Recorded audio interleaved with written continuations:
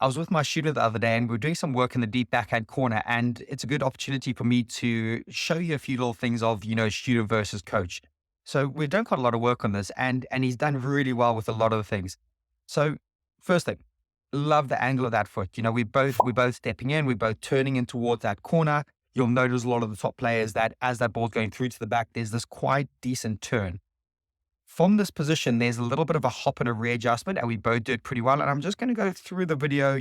I link it at about the same points. We're making contact, maybe not quite at the right point there. Let me just change that. Yeah, there. I think that's about the right point. And it's really good to use that as a bit of a symmetry to look at. So I'm going to go through it bit by bit. We're just going to use this one swing. So I've already pointed out one or two little key things, but I'm just going to play it a little bit. Just see if you can cast your eyes over what's happening. See if you notice one or two little things there. And I'm going to break this down as we go. So what I think is really interesting as we go and look at the angles of our racket position. Mine's a lot closer to my head and my left ear, whereas my student's is a little bit further out and actually quite a lot lower. So I'd like to see him get that racket a little bit more tucked in, but relaxed at the same time. I don't know about you, but I get a sense that there's a little bit of tension in there. There's just a little bit of tension with my student swing, whereas mine on the right, it's quite chill, it's quite relaxed. I'm using all my movements and my body parts. And here, look at that. There's the difference. So I'm in that really nice diamond shape at that point. Like there's the racket, the forearm, the bicep, and then obviously the head. My student's one, not so good. It's okay, definitely a little bit of it there, but it just feels like there's possibly a little bit too much distance and clearance there. It feels like mine is in a little bit tighter, but with no tension as well. Again, hard to see here, but I'm just going to try zoom in a little bit. You just notice that that top finger is just away, whereas on my students, it's all a little bit of a fist position rather than that top finger away. I think that also helps that little bit of relaxation. I actually quite like this image here. It's quite an interesting one.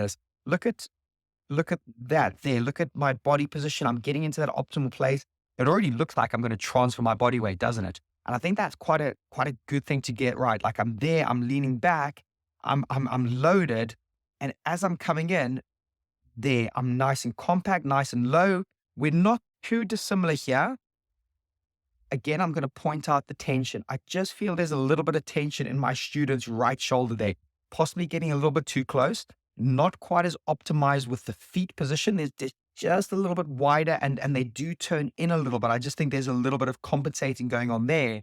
Whereas I think I get myself into a pretty decent position there where I've done that little hop, that little readjust to get the momentum. I'm in that, kind of hard to even describe this, but almost like a snowboarder's position where my snowboard's to the left and my upper body's leaning to the right.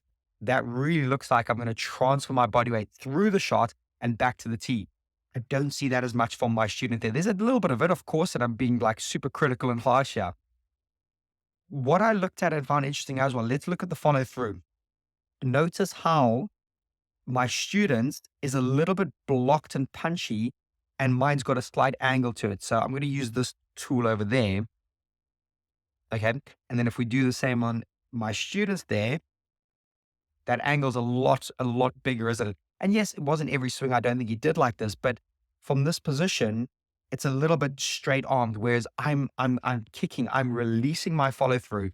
I'm allowing almost like a flick of the racket head, a flick of the wrist to get the rest of that ball going through. And what I really like and encourage that upward part of the follow through should drag you back to the tee. You want to connect it all together. Our student definitely does some of it. He goes out and through, and there's a lot of good he does here. Let's just have a look at his right foot compared to my right foot as we go out. Our left foot, both of our left feet tend to anchor to the ground. We pivot on that. We're pushing out from there. We then do a cross under with our back leg, which really helps the efficiency back. And like I said, we've done quite a lot of work on this. Really interesting there. Just want to tag that. He does it. It's quite a minimal one. If you look at mine on the right, it feels like I hold my back foot behind myself a little bit more. I'm more willing to travel with it behind, and then I can walk up to the tee. So maybe there's just a little bit of smoothness, efficiency, lack of tension there, whereas I get a sense that my student tenses up a little bit. There's a little bit of stiffness into what he's doing, whereas if we could get him to be more relaxed and loose, I think that'll help a lot. But there's hopefully some really good stuff there. And these are some of the fundamentals in that deep backhand corner. If you can go and have a little look at these and practice them, getting that roll in, facing the glass or facing the back wall, getting that arm in a nice position, relaxed, relatively close to your body, ready to release, timing that hop and making sure that when you do it, there's a good transfer of body weight. One little point I haven't made, which I think we do quite well, and again, maybe my student doesn't do it as well as me.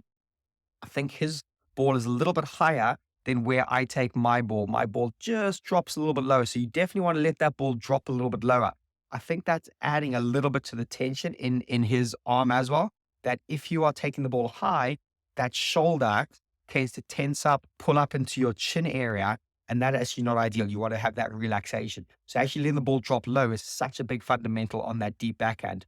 But think about that, going from that turning to the back, the little hop, turning to the side, ball falling out just in front of us. You can just see the ball falls out in a nice position in line or just in front of that lead foot. That helps the naturalness of the swing and helps the body weight transfer back to the tee, ideally setting up, looking for that next follow-up shot. So some real good stuff in there, and hopefully that resonates with you and you can go work on a few of those things. But as always, if you do like this, please do send in your own swing. I'm more than happy to do this. Send in that free swing audit, click on the link in the description, and go check out the squash playbook. That's also sitting there as well. Thanks as always for the support of the channel. Please do spread the word, spread the love. I want to help out as many people in the squash community as possible. Okay, take care for now, everyone. Till the next video. Goodbye.